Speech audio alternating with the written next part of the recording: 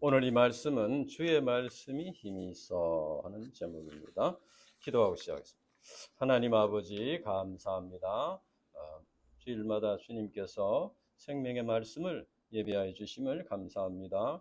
이 깊은 진리를 사람의 지혜로서는 다 깨달을 수 없습니다. 성령께서 도와주시고 이 말씀을 깨달아 할 수 있도록 축복해 주시옵소서. 감사합니다. 예수님 이름으로 기도합니다. 아멘. 우리는 지난 주일에 18장 말씀을 통해서 주님의 부르심을 받은 제자의 삶을 사는 것이 우리가 죽지 않고 사는 길이다. 제자의 삶을 사는 것이 우리 가족이 살고 우리 자녀들이 살고 우리가 사는 길이다 하는 걸 배웠습니다. 그러면 우리가 이 제자의 삶을 그럼 어떻게 열매 맺는 제자의 삶을 살 수 있나? 그래서 오늘 말씀이 가르칩니다. 오늘 말씀은 사도 바울의 선교 역사의 절정이라고 할 수 있는 에베소의 두란노 서원에서 그 제자 양성의 역사를 가르쳐주고 있습니다. 이것을 통해서 우리가 어떻게 열매 맺는 제자의 삶을 살 수 있나 그것을 가르쳐줍니다. 1절부터 보면은 그 당시 에베소에 있는 제자들이 예수님을 믿는다고 하는 그 제자들이 있었는데 그들의 영적인 상태가 어떤가 말하고 있습니다. 바울이 에베소에서 어떤 제자들을 만나서 너희가 믿을 때 성령을 받았느냐 이렇게 물었습니다. 그때 그들이 성령의 계심도 듣지 못했다. 다만 요한의 세례만 받았을 뿐이라고 대답했습니다. 요한의 세례는 죄를 회개하고 죄사함과 구원의 길을 찾도록 하는 그리고 메시아를 영접하도록 준비를 시키는 그런 세례입니다. 그들은 세례요한의 메시지, 회개의 메시지를 듣고 심판이 두려워서 회개했을 것이 죄를 이제 고백하고 회개했을 것입니다. 그러나 그들은 예수님이 십자가의 죽으심과 부활의 복음 진리를 알지 못했고 성령 세례를 받지 못했다고 했습니다. 그러니까 죄 사함의 확신도 갖지 못했다는 것입니다. 이들은 오늘날 이제 인생 문제, 죄 문제를 고백하는 소감을 발표하기는 하는데 그 문제가 해결되지 못한 그런 경우라고 할 수 있습니다. 이런 경우에는 인생 문제, 죄 문제를 그대로 가지고 있으면서 하나님의 심판이 두려워서 신앙생활을 의무감으로 하기는 하는데 또 사람들과의 관계성 속에서 그저 이렇게 신앙생활을 하게 되는 이렇게 되니까 이제 그 신앙생활에 따르는 즐거움을 누리지 못하고 신앙생활이 오히려 큰 짐이 되는 그렇게 되기가 쉽습니다.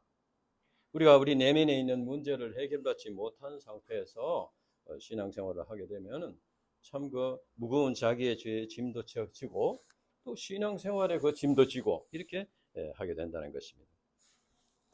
바울은 이제 이들을 이제 어떻게 도와줬나 4절 5절 보면은 바울이 이르되 요한이 회개의 세례를 베풀며 백성에 말하되 내 뒤에 오시는 이를 믿어라 이렇게 말했다는 겁니다. 그러니까 세례 요한이 죄를 회개하라 이 말만 한 게 아니고 그 뒤에 내 뒤에 오시는 이를 믿어라 이 말도 했다 그 말이에요. 그러니까 죄를 회개하라는 말도 물론 영접해야 되지만 내 뒤에 오시는 이를 믿어라 이 말도 영접을 해야 된다 그 말이에요. 그래야지 이제 죄 문제를 해결받고 참된 평안과 기쁨을 누릴 수 있다. 세례 요한은 예수님에 대해서 세상 죄를 지고 가는 하나님의 어린 양이라고 증언했습니다. 그리고 예수님은 성령과 불로 세례를 주시는 분이라고 소개했습니다. 세례 요한은 예수님의 복음 진리를 믿음으로 죄 사함과 구원받았다는 이제 성령 세례는 예수님의 그 복음 진리를 믿고 죄 사함을 받고 구원받았다는 그 이제 표시로 그렇게 받는 것입니다. 그런 마음의 확신을 가지고 받는 것이다. 그래서 바울은 제자들에게 내 뒤에 오시는 이를 믿으라는 세례 요한의 증언을 인용해서 인간의 죄를 짊어지고 십자가에 죽으셨다가 부활하신 그 예수님을 믿고 영접하라 이렇게 증언을 한 것입니다. 그래서 그들은 예수님이 세상 죄를 지고 가는 하나님의 어린 양이요 불과 성령으로 세례를 주시는 그리스도이심을 믿고 죄사함과 구원을 확신하게 되었습니다. 그들은 이제 그 자기의 그 문제를 이제 해결받게 되니까, 그러니까 이제 하나님과의 관계가 이렇게 사랑의 관계, 이렇게 교통이 이루어지게 된 거죠. 그래서 이제는 심판의 하나님이 이제는 사랑의 하나님으로 바뀌게 됩니다. 전에는 심판이 두려워서 이제 신앙생활을 이제 이렇게 해야 되는데, 이제는 하나님의 사랑이 너무 크고 감사해서 신앙생활을 하게 된다. 그래서 이제 하나님과 교제하며 이렇게 참된 평안을 누리게 되었다. 왜 이렇게 되니까 이제 하나님과 교통이 이루어지게 되니까 이제는 이제 그 신자들의 기도가 하나님께 상달이 되고, 또 하나님의 응답이 또 이렇게 내려오게 된다 하는 것입니다. 이렇게 되니까 이제 사람과도 화평 관계가 하게 됩니다. 하나님과의 화평한 관계가 되면은 사람과의 관계도 화평하게 됩니다. 그래서 누가 자기에게 잘못한 것이 있어도 자기의 죄를 용서하신 하나님의 사랑을 생각하면서 그 사람을 용서할 수가 있게 되는 겁니다. 그리고 또 이제 자기가 뭘 잘못한 게 있어도 하나님의 용서의 사랑을 믿기 때문에 다른 사람들이 어떻게 판단하고 이렇게 하더라도 그게 매이지 않게 된다. 독생자를 주신 하나님의 사랑, 예수님의 십자가의 사랑에 감격해서 이제는 그 사랑이 점점 더 커져서 원수까지도 사랑할 수 있는 그런 성숙한 신자들로 이렇게 성장하게 된다 하는 것입니다. 바울이 그들에게 이제 그 예수님을 영접하고 믿는 그들에게 안수를 했다고 했습니다. 6절 7절에 보면 안수하니까 성령이 그들에게 임하심으로 방언도 하고 예언도 하니 모두 12사람쯤 됐다 했습니다. 여기서 이제 안수했을 때 성령이 임하여 방언의 은사, 예언의 은사를 받게 되었다는 겁니다. 이는 곧 그들이 단순히 구원받는 것이 그치지 않고 성령 충만을 받고 성령의 은사를 받았다 하는 것입니다. 여기서 우리는 복음 진리를 믿음으로 구원받는 것이 성령의 역사다 하는 것을 알 수 있습니다. 그리고 구원받는 신자들은 성령의 은사를 선물로 받게 된다. 하나님과의 교통이 이루어지니까 성령을 받게 된다. 우리가 성령의 은사는 어떤 것이 있느냐? 우리 고린도전서 12장 한번 읽어보겠습니다. 고린도전서 12장 8절에서 10절 한번 찾아보겠습니다. 여기 보면 성령의 은사에 대해서 나옵니다. 고린도전서 12장 8절에서 10절.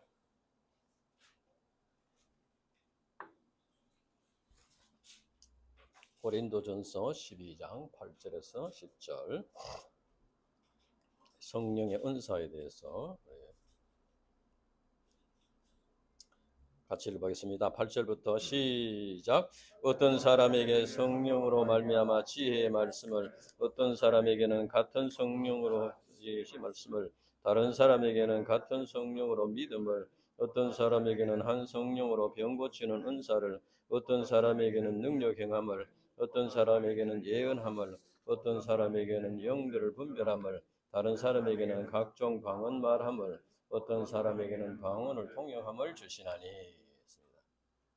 여기서 이제 성령의 은사가 쭉 나오는데, 그 중에서 가장 먼저 언급된 것이 지혜의 말씀의 은사, 지식의 말씀의 은사라고 했습니다. 그리고 여기서 이제 이 은사가 여러 가지인데 말씀에 관한 은사가 두 가지나 언급되어 있습니다. 이것은 말씀을 깨닫고 전파하는 것이 그만큼 중요하다. 그래서 이 말씀에 관한 은사를 이렇게 제일 먼저 주신다 하는 것입니다. 그리고 이것은 구원의 역사를 이루는 데 있어서 이제 말씀을 깨닫고 전파하는 것이 가장 핵심적인 일이다. 그리고 사도 바울이 제자들에게 예수님의 십자가 복음 진리를 믿음으로 죄사함과 구원 얻는 진리를 가르쳐 주고 또 세례를 주면서 안수하여서 성령의 은사를 받게 했다. 이것은 이제 우리 신자들이 더 깊은 영적인 세계를 추구해야 된다 하는 걸 가르쳐 줍니다. 그래서 우리가 이제 뭐 능력이 부족하다, 참 여러 가지 연약하다 이렇게 자기 그 불의에 빠질 것이 아니고 약속하셨습니다. 성령의 은사를 주신다고 약속을 하셨습니다. 이건 너무 특별한 사람만 준다는 게 아니고 예수님이 십자가 복음 진리를 영접한 자는 성령의 은사를 주신다는 거예요. 그래서 이제 우리는 이 성령의 은사를 받고 능력을 덧입어야 하겠다. 우리가 성령의 은사를 받을 때 능력을 덧입을 뿐 아니라 하나님께서 구속 역사에 하나님의 구속 역사에 쓰임 받을 수 있다 하는 그런 확신을 갖게 되는 것입니다. 그래서 담대하게 이제 복음을 전파하며 구원의 역사에 쓰임을 받을 수 있다.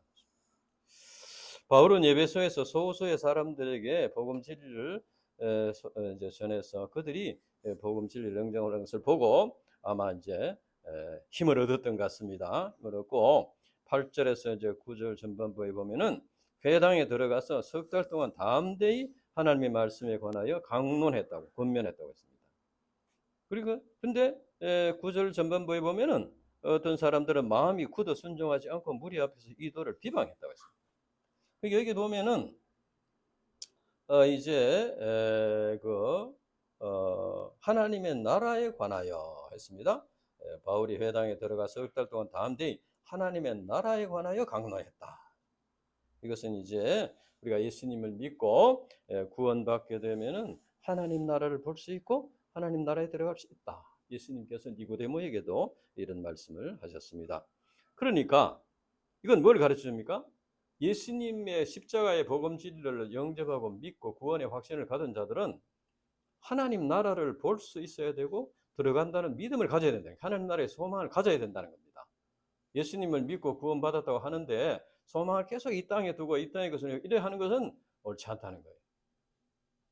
물론 우리가 이 땅에 살아야 되기 때문에 이 땅에서 해야 일도 하지만은 근본적인 소망을 하나님 나라에, 그러니까 우리 마음속에 하나님 나라가 있나, 또 하나님 나라에 대한 소망이 있나, 이것이 구원받은 자의 하나의 척도가 된다고 볼 수 있습니다. 그런데 여기서 이 도라는 것은 이제 구원의 way of salvation, 구원의 도리를 말하는데 여기서 강론했다고 했습니다. 강론. 영어 NIV 성에 보면 speak, 공개 강조를 했다는 것이고, 그 다음에 권면하겠다는 arguing persuasion. 그러니까 아주 막 논쟁을 해서 설득을 시킨다 그런 말이죠. 그리고 여기서 어떤 사람들이라는 것은 이제 유대인과 그들의 선동에 말려든 이방인들일 것인데 이들은 마음이 완악해서 구원의 길 대신 예수님을 영접하지 않고 믿기를 거부했다고 했습니다. 오히려 이들은 예수님의 복음 진리와 바울을 헐뜯고 비난했습니다. 이처럼 바울이 회당에서 3개월 동안 열정적으로 이제 권면하고 강론하고 이렇게 했는데 결과가 좋지 않았습니다. 그때 바울은 이제 어떻게 새로운 방향을 잡았나? 9절 후반절 이렇게 봅시다. 자, 우리 9절 말씀을 다 같이 한번 읽어보겠습니다. 9절 말씀 시작. 어떤 사람들은 마음이 굳어 순종하지 않고 무리 앞에서 이 도를 비방하거늘 바울이 그들을 떠나 계자들을 따로 세우고 두란노 서원에서 날마다 강론하니라 했습니다. 이제 바울이 마음이 굳어서 순종하지 않고 비방하는 자들을 떠나서 이제 말씀을 영접하고 이렇게 하는 자들을 따로 세워서 이제 서원, 서원이라는 것은 이거는 이제 우리나라 옛날에 서당 비슷하게 이런 것이라고 할 수 있고 또 무슨 이제 오늘날 같으면 이렇게 마을회관, 마을회관에서 모여서 이런 문화시설, 토론도 하고 강의도 하고 이런 것이라고 볼 수 있습니다.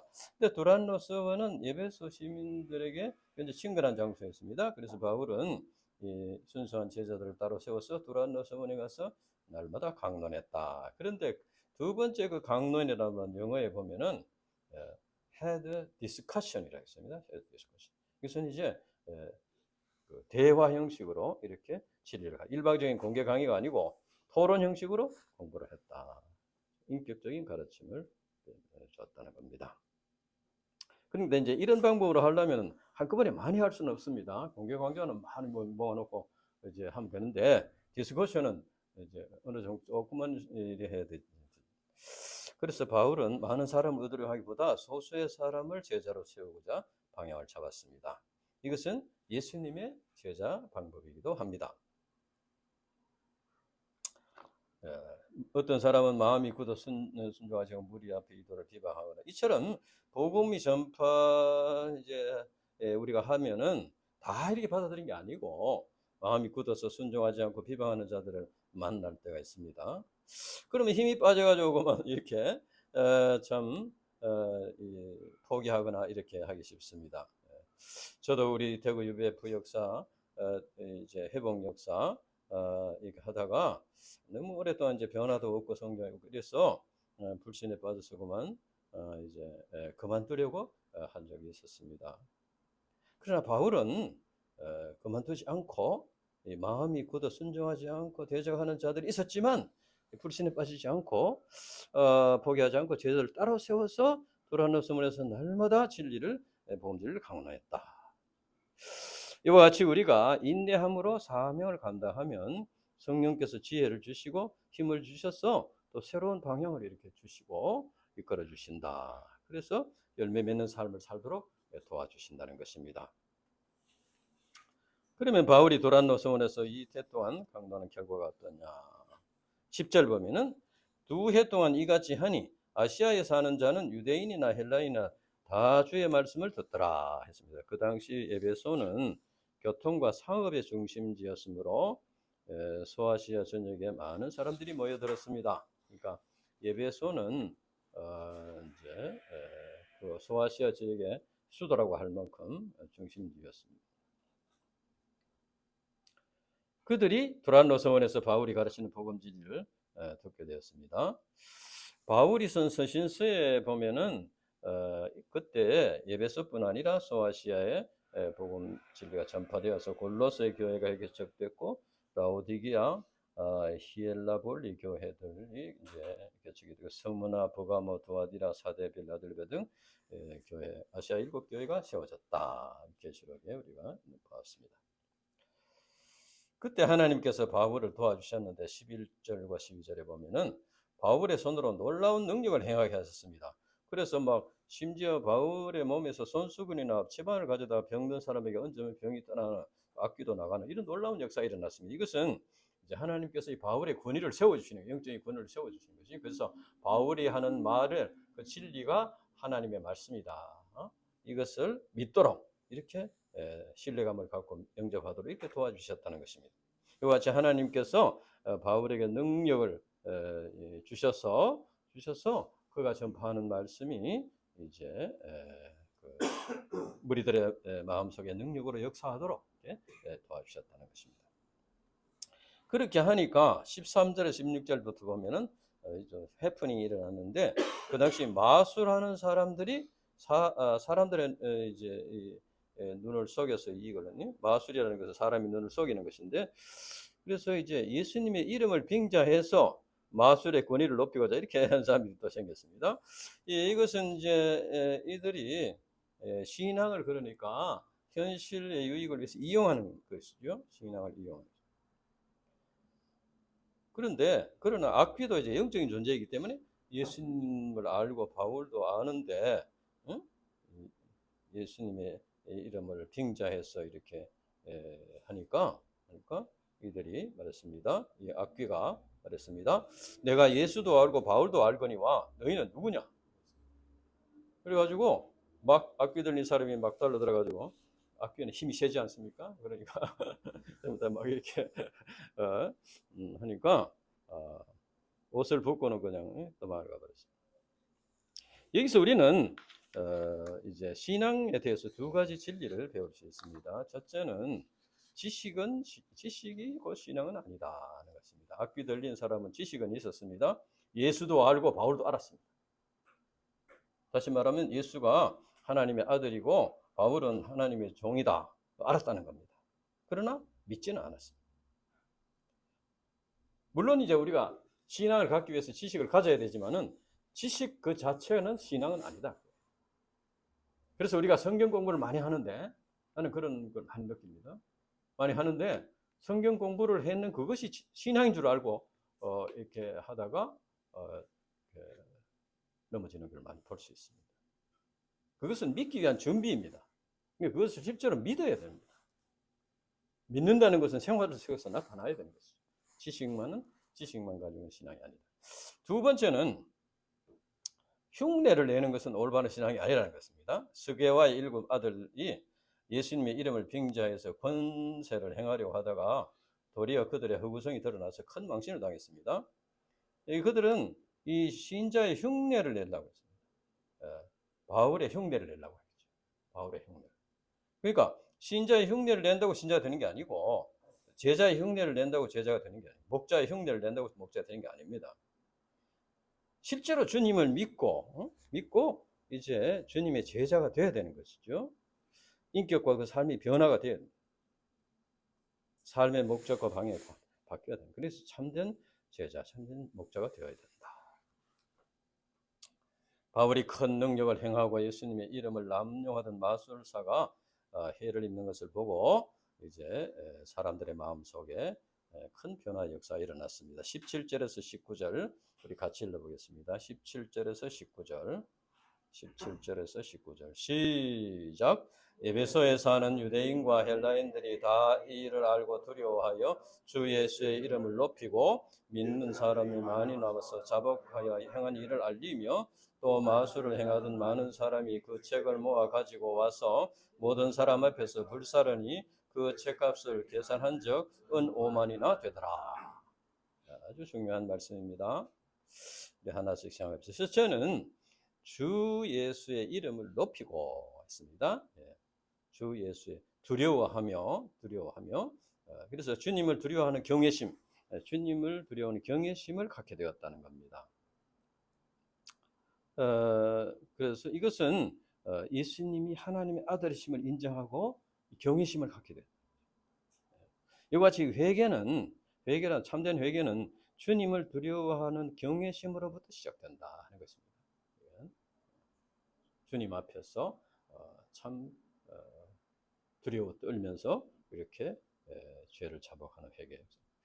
둘째는 이제 그들이 죄를 자복했는데 여기 보면은 잘 보면은 많은 사람이 와서 믿은 사람이 많이 와서 자복하여 행한 일을 알리며 했습니다. 행한 일을 알렸다고 했습니다. 누구한테 알렸을까요? 이것은 하나님과 사람 앞에 자기 죄를 시인하고 회개했다는 겁니다. 우리 인간이 예수님을 믿음으로 죄사함을 받으면은 하나님과 사람 앞에 자유함을 얻게 됩니다. 그래서 이제 그것을 고백하고 간증할 수 있다는 겁니다. 죄사함에 대한 확신과 하나님의 사랑을 깊이 깨닫게 되면은 이렇게 이것이 우리 UBF에 소감 발표하는 형식도 이와 같습니다. 죄에 대해서 우리가 자유함을 얻어야 된다. 셋째는 구체적인 결단이 있었습니다. 마술하는 사람들이 그동안 마술로서 사람을 속이고 거짓된 삶을 살아왔는데 그것을 회개하고 다시 죄를 범하지 않겠다는 표시로 마술책을 불태웠습니다. 그런데 이 마술책은 그들의 생업을 유지하는 아주 중요한 것입니다. 이것은 기술자가 자기 기술 자격증을 불태우는 것과 똑같습니다. 이것은 바로 그들이 삶을 하나님께 맡기겠다는 결단인 것입니다. 내가 하나님 앞에 회개하고 내가 생업의 근거가 되는 그 마술책을 내가 불태워도 하나님께서 회개를 받아주시고 책임져 주신다. 그런 결단인 것입니다. 이와 같이 죄를 회개하는 것은 말로만 하는 것이 아니고 구체적인 결단이 뒤따라야 된다. 이것이 바로 회개에 합당한 열매를 맺는 것이다 하는 것입니다. 저자 누가는 바울이 감당한 에베소 복음 역사의 결론적으로 이렇게 말합니다. 20절 이와 같이 주의 말씀이 힘이 있어 흥왕하여 세력을 얻으니라. 근데 그 영어에 보면은 이렇게 됐습니다. The word of the Lord spread widely and grew in power. 그러니까 spread widely 널리 퍼져나가고 또 성장했다, 자라났다, 능력으로 자라났다. 하나님의 말씀이 사단 마귀의 해방에도 불구하고 널리 퍼져나가고 사람들을 변화시키는 능력이 나타났다는 겁니다. 이처럼 바울이 두란노 성원에서 제자들을 따로 세우고 천국 복음을 강론했을 때 말씀이 퍼져나가서 아시아 7교회가 개척이 되었고 세계 선교 역사가 일어나게 되었다. 이것은 구원의 역사가 말씀의 역사다. 말씀의 역사다.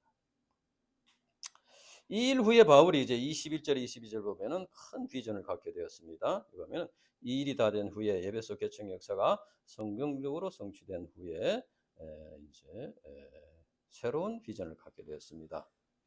바울의 1차, 2차, 3차 전도 여행을 통해서 많은 교회들이 개척되었습니다. 그래서 이제 그동안에는 소아시아의 수도라고 할 수 있는 에베소를 개척했는데 그 다음에 이제 그걸 통해서 세계의 수도라고 할 수 있는 로마에도 복음을 전해야 되겠다. 그런 비전을 갖게 되었다는 겁니다. 이처럼 바울은 시련의 날에도 굴복하지 않고 비굴하게 굴복하지 않고 승리의 날에도 안일에 빠지지 않았다는 겁니다. 에베소를 성공적으로 개척했으니까 에베소의 원로 목사가 돼가지고 그냥 대접하고 있으면 되는 거예요.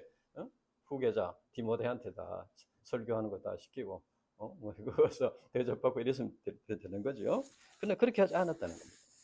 바울은 아시아 복음 역사를 성공적으로 감당했지만 거기에 안주하지 않고 선교 신앙이 충만해서 로마에까지 가야 되겠다.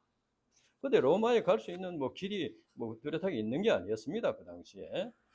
그래서 나중에 이제 뒤에 나오지만은 결국은 이제 예루살렘에 가서 옥에 갇혀가지고 죄수의 몸으로 이제 가이사에게 항소를 해서 로마에 가게 됩니다. 그래서 그의 비전이 이루어지게 되었다. 바울은 로마도 보아야 하리라는 목표를 가지고 현재 주어진 사명을 충성스럽게 감당했습니다. 자, 이것을 보면은 바울은 원대한 비전을 가지고 있으면서 구체적인 작은 일에 충성했습니다. 작은 일을 감당하면서 원대한 비전을 잃지 않았습니다. 우리가 어떤 원대한 비전을 갖는다고 해서 현실을 도외시하고 허황된 꿈을 갖는 것은 아닙니다.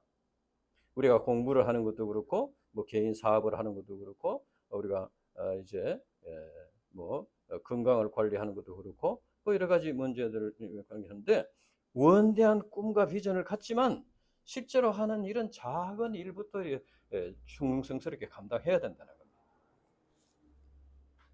우리는 대구 UBF 회복이라는 큰 꿈을 가지고 있습니다. 또 경북대, 계명대, 영남대, 대구대, 카톨릭대, 교육대 캠퍼스 제자 양성의 꿈을 가지고 있습니다. 또 세계 선교의 꿈을 가지고 있습니다. 그러나 이러한 꿈이 그냥 하늘에서 떨어지는 것이 아니고 우리가 감당하는 작은 일들을 통해서 작은 일들이 모여서 이제 그 꿈이 이루어진다. 그래서 우리는 간절한 기도의 제단을 쌓고 말씀을 연구하고 말씀을 깨닫고 말씀을 이렇게 이제 소감 투쟁을 감당하면서 말씀을 영접하고 순종하는 이런 투쟁을 감당해야 됩니다. 우리가 이제 말씀도 이제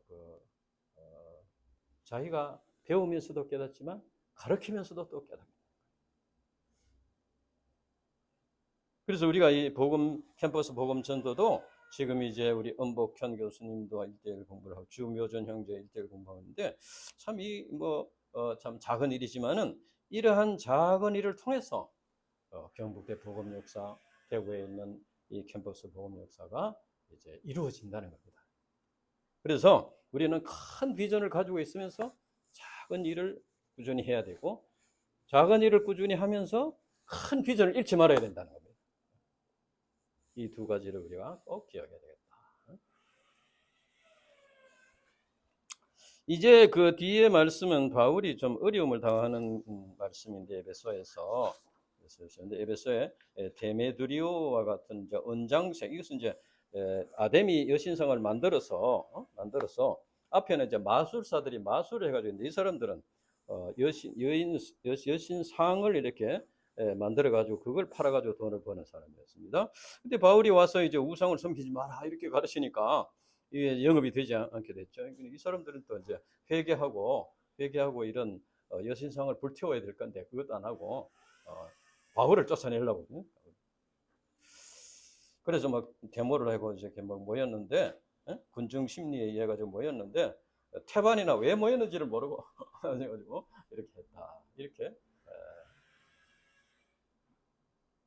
그러나 하나님께서 이 서기장, 서기자라는 것은 이제 그 어떤 유대인들의 그 이제 관리를 말하는데, 총독 밑에 이제 유대인들 관리를 세워서 이렇게 하는데, 그 지혜로운 서기장을 통해서 소요를 진정시키고 이렇게 바울을 보호해 주셨다 하는 내용입니다.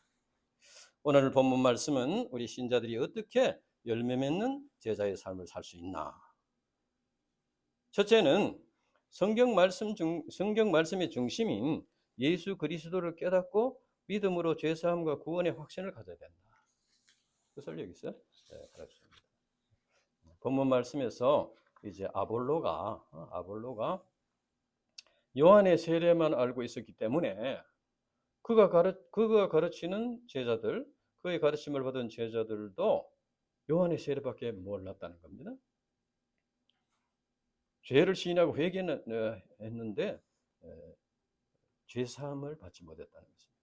이것은 우리 자신이 예수님의 죽으심과 부활의 복음 진리를 깨닫고 믿어야만 구원의 복음 진리를 전파할 수 있다.